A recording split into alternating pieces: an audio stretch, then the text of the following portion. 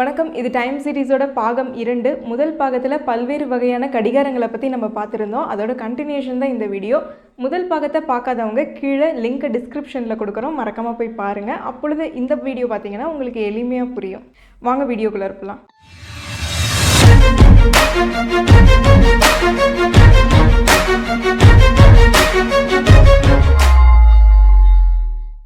போன பாகத்திலேயே சூரிய கடிகாரம், நீர் கடிகாரம்லாம் பார்த்தோம். அதே மாதிரியே பண்டைய காலத்திலேருந்து பயன்படுத்தப்படுற ஒரு கடிகார முறை தான் மணல் கடிகாரம். மணல் கடிகாரம்ன்றது ஒரு வேலையை செய்யறதுக்கு எவ்வளவு நேரம் எடுக்குது அப்படின்றத அளக்கிறதுக்கு உதவி பண்ணுது. கிட்டத்தட்ட அது நம்ம ஸ்டாப் வாட்ச் மாதிரி. அந்த காலத்தில் வீரர்கள்லாம் போட்டி நடக்கும்போது மணல் கடிகாரத்தை பயன்படுத்தி நேரத்தை அளப்பாங்களாம். எவ்வளவு நேரம் அந்த வீரர் சண்டையிடுறாரு, எவ்வளவு நேரம் தாக்கு பிடிக்கிறாரு, அது போன்றதெல்லாம் கால்குலேட் பண்ணுறதுக்கு. மெடிவல் டைமில் கப்பல்கள்லாம் நேரம் பார்க்கறதுக்காக மணல் கடிகாரங்களை பயன்படுத்தி இருக்கிறாங்க. போர்த்துகீசிய மாலுமியான பெர்டினன் மகாலன் அவரோட கப்பலில் 18 மணல் கடிகாரங்களில் பயன்படுத்தி இருக்கிறாரு நேரம் பார்க்கறதுக்காக. பண்டைய காலங்களில் மட்டும் இல்லை, இப்பையும் பலரோட வீடுகளில் மணல் கடிகாரம் ஒரு அலங்கார பொருளாக பயன்படுத்தப்பட்டு இருக்கு. இதுவரை பெரும்பாலும் இயற்கையை நம்பியே நேரத்தை பார்த்துட்டு இருந்தாங்க. இதற்கு பிறகு தான் மெக்கானிக்கல் கிளாக்லாம் உருவாக ஆரம்பிச்சுது. முதல் மெக்கானிக்கல் கிளாக்கை போப் சில்வெஸ்டர் II உருவாக்கினதா ஹிஸ்டோரியன் தாமஸ் வுட் சொல்றாரு. 11ஆம் நூற்றாண்டு வாக்கில் அது உருவாக்கப்பட்டது. 14ஆம் நூற்றாண்டுலலாம் பிரபலமான கடிகாரம்ன்றது மெக்கானிக்கல் கிளாக் தான்.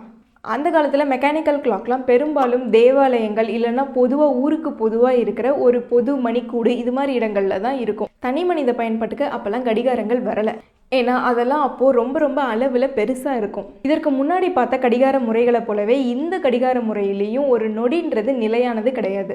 1990 சூசங்ன்றவர் தண்ணீரை கொண்டு ஓடுற மெக்கானிக்கல் கிளாக்கை வடிவமைச்சிருந்தாரு. அது ஒரு ஜெயண்ட் வீலில் 36 பக்கெட் இருக்கும். கீழே போகும்போது தண்ணியை முன்னிட்டு மேலே போயிட்டு திரும்ப கீழே வரும்போது தண்ணியை ஊற்றிடும். இது போன்ற ஒரு முறையை வச்சு நேரத்தை அளந்தார். இந்த கடிகாரம் 12 வருடங்களுக்கு ஓடக்கூடியது. கலீலியோ ஒரு நாள் விளக்க ஆடுறத பார்க்குறாரு. அந்த ஸ்விங்கு ஒரே சீராக இருக்கிறத கண்டுபிடிக்கிறாரு. தொங்குற பொருளோட நீளத்தை வச்சு தான் அந்த ஸ்விங்கு மாறுபடுதே ஒழிய வெயிட்டு அதெல்லாம் பொறுத்து இந்த ஸ்விங்கு மாறுறது கிடையாது.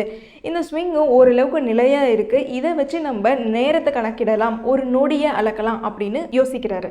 இதை வச்சு தான் ஒரு பெண்டுலம் கிளாக்கை உருவாக்குறதுக்கு ஒரு பிள்ளையார் சுழியை போடுறாரு. யோசித்தது மட்டும் இல்லாமல் ஒரு கடிகாரத்தை உருவாக்க முற்படுறாரு. ஆனால் அவரால் அந்த கடிகாரத்தை முடிக்க முடியலை, இறந்து போயிடுறாரு பாதியிலேயே. அதற்கு பிறகு அவரோட மகன் அவரோட கடிகாரத்தை முடிக்கணும் அப்படின்னு சொல்லி முயற்சி பண்ணுறாரு. அவராலையும் முடிக்க முடியலை. கலீலியோட மாணவரான வின்சென்சோ விவியானி 1641 கலீலியோ உருவாக்க முற்பட்ட கிளாக்கோட ப்ளூ பிரிண்ட்டை வெளியிடுறாரு. கலீலியோட பிரின்சிபலை பயன்படுத்தி கிறிஸ்டியன் ஹக்கென்ஸ்ன்றவர் 1656 பெண்டுலம் கிளாக்கை உருவாக்குறாரு. இருந்தாலும் இது ஓரளவு தான் நேரத்தை துல்லியமாக கணிக்கும். பெண்டுலம் கிளாக் தரையில் எந்த டிஸ்டர்பன்ஸும் பண்ணாமல் இருக்கும்போது அது சீராக நிலையாக ஓடிட்டு இருக்கும். அதில் ஏதாவது ஒரு மாற்றம் ஏற்பட்டுச்சுன்னா உடனே அதோட அக்யூரசின்றது கம்மியாகும். அதே போல் பெண்டுலம் கிளாக்ல இன்னொரு ட்ராபேக் என்னன்னா, மேனுஃபேக்சரிங் டிஃபெக்ட்ஸை பொறுத்தெல்லாம் ஒரு நொடின்றது பெண்டுலம் கிளாக்ல மாறும். ஒரு நாளைக்கு 30 நிமிஷம்ன்ற அளவுக்கு பெண்டுலம் கிளாக்லலாம் அந்த காலத்தில் நேர இழப்பு ஏற்பட்டிருக்கு. இதுவரை இருந்த எல்லாமே பெரிய கடிகாரங்கள் தான். பீட்டர் ஹெயின்லின்றவர் பேலன்ஸ் ரிங் டெக்னாலஜியை வச்சு ஒரு சிறிய வகை அலங்காரத்துக்காக பயன்படுத்தக்கூடிய கடிகாரங்களை உருவாக்குறாரு. இதுதான் முதல்ல கிளாக்ன்றது வாட்சா மாறின தருணம். இதற்கு பிறகுதான் பொது இடங்களில் மட்டுமே இருந்த கடிகாரம்ன்றது ஒரு தனி மனித பயன்பாட்டுக்கு வந்துச்சு. கடிகாரங்களோட உற்பத்தியும் பெருகுனுச்சு. அதே மாதிரி பொதுமக்களோட கைகளுக்கும் கிடைக்க ஆரம்பிச்சுது. இதுலேயும் நேரத்தை துல்லியமாக அளக்க முடியாது. நேரத்தை துல்லியமாக அளக்க முடியாத பிரச்சனை தரையில் இருந்தவங்களை விட கப்பலில் போனவங்களுக்கு மிகப்பெரிய சிரமத்தை உருவாக்குனுச்சு. ஏன்னா பெண்டுலம் கிளாக் போன்றவற்றெல்லாம் கப்பலில் எடுத்துகிட்டு போகும்போது அது சரியான நேரத்தை காமிக்காது. 4 பக்கமும் கடல் சூழ்ந்து இருக்கும்போது நம்ம எந்த இடத்துல இருக்கோம், எங்கே போயிட்டுருக்கோம், நம்ம பயணம் செய்ய ஆரம்பித்து எவ்வளவு நேரம் ஆச்சு அப்படின்றதெல்லாம் அவங்களால கண்டுபிடிக்கவே முடியாத நிலை இருந்துச்சு. இந்த குறையை போக்குற ஒரு பர்ஃபெக்ட் டைம் பீஸ்க்காக மாலுமிகள்லாம் வெயிட் பண்ணிட்டு இருந்தாங்க. லாட்டிடியூடை அவங்க ஓரளவுக்கு சூரியனோட இருப்பிடத்தை வச்சு கணிச்சாலும் லாங்கிடியூடுன்றது அவங்களால கண்டுபிடிக்க முடியாததாகவே இருந்துச்சு. அதுக்காக பிரித்தானிய பேரரசு 1714 லாங்கிடியூட் ஆக்ட்னு ஒன்று கொண்டு வந்தாங்க.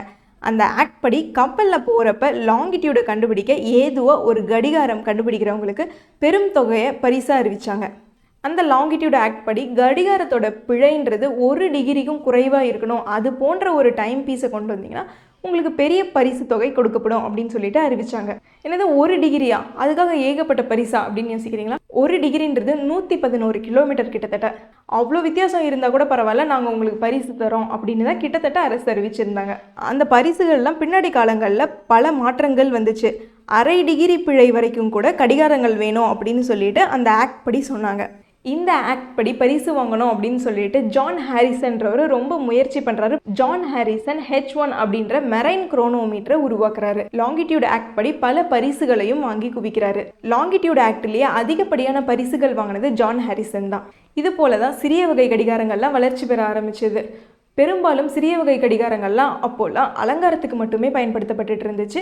அதே மாதிரி இந்த மெரைன் குரோனோமீட்டராக பயன்பட்டு இருந்துச்சு. முதல் உலக போருக்கு முன்னாடி வரைக்குமே இந்த அலங்கார கடிகாரங்களை பெண்கள் தான் கையில் கட்டுவாங்க. ஆண்கள் கையில் கட்ட மாட்டாங்க, பேண்ட் பேக்கெட்டில் வச்சுப்பாங்க. நம்ம தேசப்பிதா காந்தியடிகள் கூட நேரு கொடுத்த ஒரு அலங்கார வாட்ச் வச்சுருக்கிறத நீங்கள் பார்த்துருக்கலாம். முதல் உலக போர் அப்போ தான் ஃப்ளைட்டில் போகிறவங்க நாங்கள் எங்கே போயிட்டுருக்கோம், நேரம் என்ன தெரிஞ்சுக்கணும் அப்படின்னு சொல்லிட்டு ஒரு தேவை ஏற்படுது. அதனால் அலங்காரத்துக்காக பயன்படுத்தின வாட்சை முதலாக கையில் கட்ட ஆரம்பிக்கிறாங்க. அதன் பிறகு தான் ஆண்களும் வாட்சை கையில் கட்ட ஆரம்பிக்கிறாங்க.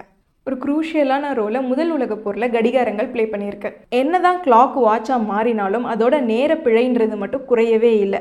இதை இன்னும் துல்லியமாக்கணும் அப்படின்னு சொல்லிட்டு தான் மெக்கானிக்கல் கிளாக்ல இருக்கிற பிரச்சனையெல்லாம் ரெக்டிஃபை பண்ணி இதை இன்னும் துல்லியமாக்கணும் அப்படின்னு சொல்லிட்டு தான் 1927 முதல் குவார்ட்ஸ் கிளாக்கை வாரன் மாரிசன் மற்றும் JW ஹார்டன் உருவாக்குறாங்க. குவார்ட்ஸை வச்சு ஒரு கடிகாரம் தயாரிக்கிற முறை இங்கே தான் ஆரம்பிக்குது. இதே பேட்டர்னை வச்சு ஜப்பானிய கடிகார நிறுவனமான சீகோ ஆஸ்ட்ரான்னு ஒரு வாட்சை அறிமுகப்படுத்துகிறாங்க. அதுதான் முதல் குவார்ட்ஸ் வாட்ச். குவார்ட்ஸ் வாட்சில் பிழைன்றது ரொம்ப குறைவு. அதே போல் விலையும் ரொம்ப குறைவு. குவார்ட்ஸ் கிறிஸ்டலுக்கு மின்னூட்டம் கொடுக்கும்போது அது அதிர்வுகளை உண்டாக்கும். அந்த அதிர்வுன்றது சீராக இருக்கும். இந்த அதிர்வை வச்சு நொடியை அளக்கலாம் அப்படின்னு சொல்லிட்டு முடிவு பண்ணுறாங்க. எப்படி குவார்ட்ஸ் கிளாக் செயல்படுது அப்படின்னு சொல்லிட்டு Lmes அகாடமியில் ஏற்கனவே ஒரு வீடியோ விட்டுருக்காங்க. நாங்கள் லிங்க்கை டிஸ்கிரிப்ஷனில் கொடுக்குறோம். உங்களுக்கு அந்த வீடியோ பார்த்தீங்கன்னா ரொம்ப எளிமையாக புரியும். குவார்ட்ஸ் வாட்ச் கண்டுபிடிக்கப்பட்டதுக்கு பிறகு குவார்ட்ஸ் வாட்ச் மெக்கானிக்கல் வாட்சஸ்லாம் ரீப்ளேஸ் பண்ண ஆரம்பிக்குது. என்னதான் குவார்ட்ஸ் வாட்ச்ன்றது வெளி உலகத்துக்கு ரெவல்யூஷனாக இருந்தாலும் வாட்ச் தயாரிக்கிறதுக்கு பேர் போன ஸ்விஸில் அது ஒரு கிரைசிஸை உண்டு பண்ணுது. இந்த கிரைசிஸ் பற்றி நாங்கள் தனி வீடியோவில் முழுசாக சொல்கிறோம். சரி, குவார்ட்ஸில் எந்த குறையுமே இல்லை அப்படின்னு கேட்குறீங்களா? குவார்ட்ஸ்லேயும் குறை இருக்குது. இதுலேயும் நேரப்பிழைலாம் ஏற்படும். குவார்ட்ஸ் கிறிஸ்டல் அதோட தரத்தை வச்சும் அதே போன்ற வெளியுலக வெப்பத்தை வச்சும் மாறுபடக்கூடியது. இதனால் நேரப்பிழைகள்லாம் ஏற்படும். அதே போல் குவார்ட்ஸ் வாட்ச் கீழே விழுந்தால் அதனாலையும் நேரப்பிழைகள்லாம் ஏற்படும். இதை தடுக்கிறதுக்காக தான் G-ஷாக் அப்படின்ற ரெசிஸ்டன்ஸ் இருக்கிற வாட்ச் எல்லாம் கொண்டு வர ஆரம்பித்தாங்க. நாம் பயன்படுத்துகிற குவார்ட்ஸ் வாட்சில் 31 டிகிரி செல்சியஸ் வெப்பத்தில் ஒரு மாதத்துக்கு 15 செகண்ட் வரை கூட பிழை ஏற்படும்.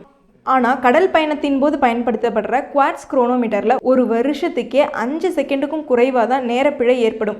சரி, இதுலேயும் பிழைனா இதுக்கு மேலே என்னதான் இருக்குது? எப்படி ஒரு நொடின்றதை ரொம்ப துல்லியமாக அளக்க முடியும் அப்படின்னு சொல்லி கேட்குறீங்களா?